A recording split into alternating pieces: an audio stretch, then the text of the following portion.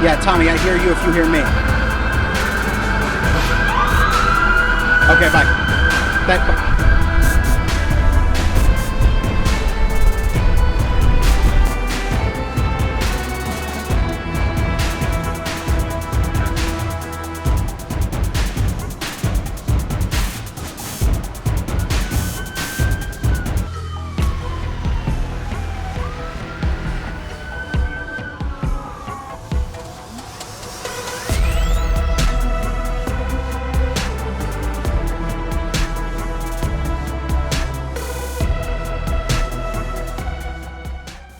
Has achieved an unprecedented reduction in violent crime and crimes of all type. This heinous assault was an act of evil, an act of hatred, and an act of terror.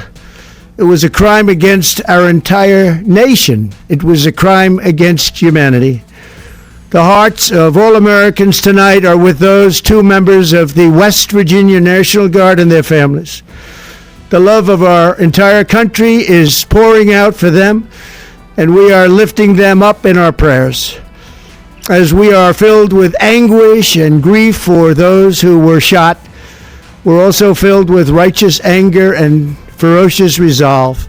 As President of the United States, I am determined to ensure that the animal who perpetrated this atrocity pays the steepest possible price. I can report tonight that based on the best available information, the Department of Homeland Security is confident that the suspect in custody is a foreigner who entered our country from Afghanistan, a hellhole on earth. He was flown in by the Biden administration in September 2021 on those infamous flights that everybody was talking about. Nobody knew who was coming in. Nobody knew anything about it. His status was extended under legislation signed by President Biden, a disastrous president, the worst in the history of our country. This attack underscores the single greatest national security threat facing our nation.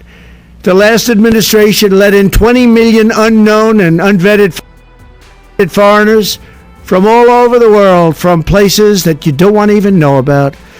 No country can tolerate such a risk to our very survival. An example is Minnesota, where hundreds of thousands of Somalians are ripping off our country and ripping apart that once great state.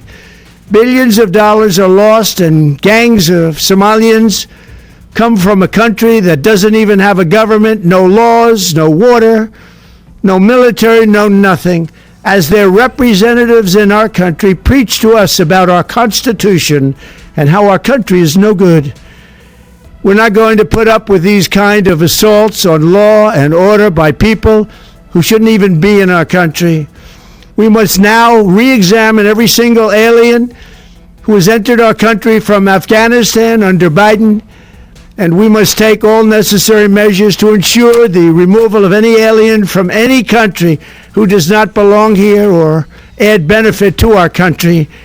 If they can't love our country, we don't want them. America will never bend and never yield in the face of terror. And at the same time, we will not be deterred from the mission these service members were so nobly fulfilling.